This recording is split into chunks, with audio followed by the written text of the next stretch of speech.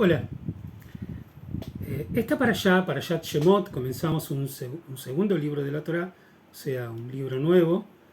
Eh, es muy rica, como muchas veces mencionamos, todas las Parashot son ricas, pero en este caso el punto de todos los temas lindos que hay, que me quiero concentrar, es en la búsqueda de Moshe respecto del conocimiento de Dios.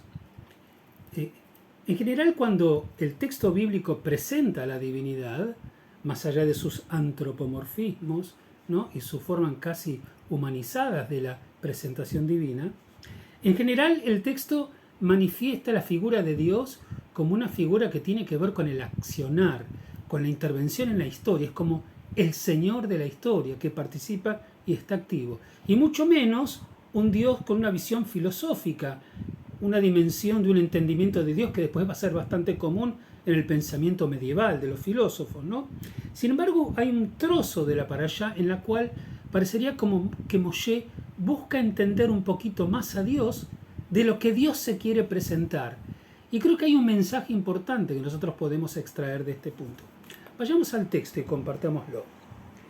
Bueno, en el capítulo 3 del libro de Éxodo es cuando, Moshe está llevando adelante sus ovejas, está pastoreando esas ovejas y llega básicamente hasta el monte donde se le va a aparecer la famosa zarza ardiente, donde él le va a llamar la atención porque la zarza ardía pero no se consumía, y ahí se va a presentar el primer diálogo que va a tener con la divinidad.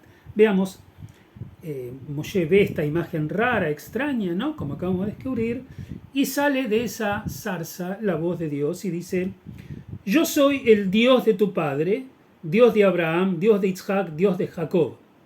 Empero Moshe ocultó su rostro porque temió mirar hacia Elohim. O sea, Moshe tenía claro en ese momento que estaba frente a una divinidad. Le impresionaba la imagen, esto como dijimos, de que la zarza ardía pero no se consumía, y se oculta el rostro. Dijo Adonai: he observado la aflicción de mi pueblo que está en Egipto, y su clamor he oído a causa de sus opresores, ya que entiendo sus dolores. He descendido para librarle del poder de Egipto y para hacerle ascender desde la tierra aquella, la de Egipto por supuesto, hacia una tierra buena y amplia, hacia una tierra que fluye leche y miel. Y ahora he aquí que el grito de los hijos de Israel ha llegado para mí. También he observado la opresión con que los egipcios los oprimen a ellos.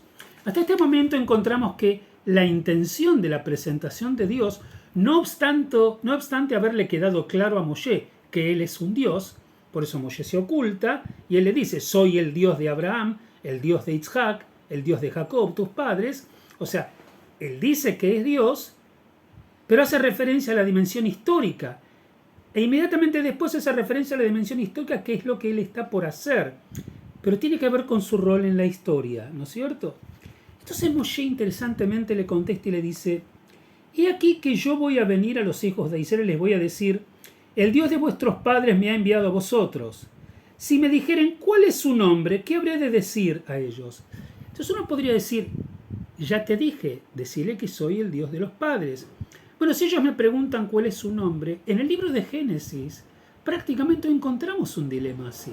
Siempre la presentación es que es el Dios de Abraham, de Isaac y de Jacob. Parecería que sea una inquietud particular de Moshe: ¿cuál es su nombre?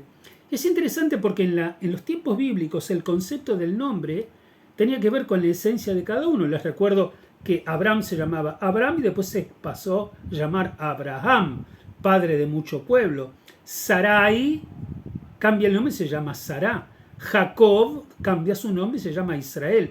Y estos cambios de muchos personajes bíblicos tienen que ver con devenires personales y con las nuevas esencias que ellos están adquiriendo en el derrotero de sus historias. Entonces, ¿quién sos? ¿Cuál es tu esencia? ¿Qué habré de decir a ellos? Interesante, Moshe dice: si ellos me preguntan, pero es una pregunta que nunca antes había hecho, es una pregunta que él tiene inquietud de hacerlo. Entonces Dios le contesta y le dice una frase críptica, maravillosa. Le dice: dijo Elohim a Moshe: Eheye asher eheye. Así habrás de decir a los hijos de Israel: Eheye me ha enviado a vosotros. La palabra Eheye, que es la conjugación del verbo lihiot, El verbo liot en hebreo significa ser y significa estar, ¿sí? Ambas explicaciones tienen que ver en su explicación en función del contexto en donde están. Yo soy tal cosa o ani eheye llama, voy a estar en ese lugar. Entonces cuando contesta esta palabra con doble intención, Moshe le da una respuesta fascinante. Moshe le dice, primero seré el que seré. Respecto de lo que soy, seré el que seré. No entro en hacer disquisiciones de mi esencia. Yo soy Dios. Que te baste eso, soy Dios. Pero la palabra ye, que significa seré, también significa estaré. Y eso es lo importante. Estaré donde tenga que estar. Y con respecto al estar, Dios hace referencia a su participación en la historia. ¿Cómo va a estar? Que tiene que ver con su esencia, de cómo funcionar en tanto divinidad y en tanto Dios, tiene que ver con Dios. Pero lo que tiene que ver con vos es que Él va a estar al lado tuyo, de diversas maneras, que Él va a participar en la historia. Y eso es lo primero que le dice Dios a Moisés. Sí, voy a ir a sacar a Egipto y les voy a dar la tierra prometida, allí le larga todo lo que tiene previsto hacer, porque ahí Él va a estar, ahí Él va a estar. Entonces de alguna manera uno se pone a pensar, bueno, nosotros somos productos de la modernidad, y esto significa productos del pensamiento medieval y de las disquisiciones de las esencias divinas y pensamientos occidentales y teológicos y filosóficos de tantas generaciones. Es inevitable que hagamos estas preguntas. Pero desde el texto y la tradición judía, lo que nos está diciendo es que si vos querés tener tu ejercicio de tratar de estudiar las esencias divinas y cómo se interpreta, ¿no? Lo hizo el mundo cristiano, el mundo judío sin ninguna duda, el mundo musulmán. Pero lo importante es que cuando vos te vinculás con tu Dios, es que Él va a estar. Sí, va a ser, pero va a ser tiene que ver con lo que Él decide revelarte y hasta dónde Él va a ser. Pero Él va a estar. Es más como estar que como ser. Y desde ese sentido es el Dios que te va a acompañar, que acompañó a tu pueblo, y es la esencia de aquello por el cual el pueblo se mantuvo vivo y lleno de esperanza, no obstante las tragedias. Cuando eleves tus plegarias a Dios, mucho más de el interrogante de cómo es, quién es su esencia, que es maravilloso desde el ejercicio intelectual, es más importante que sepas que Él va a estar.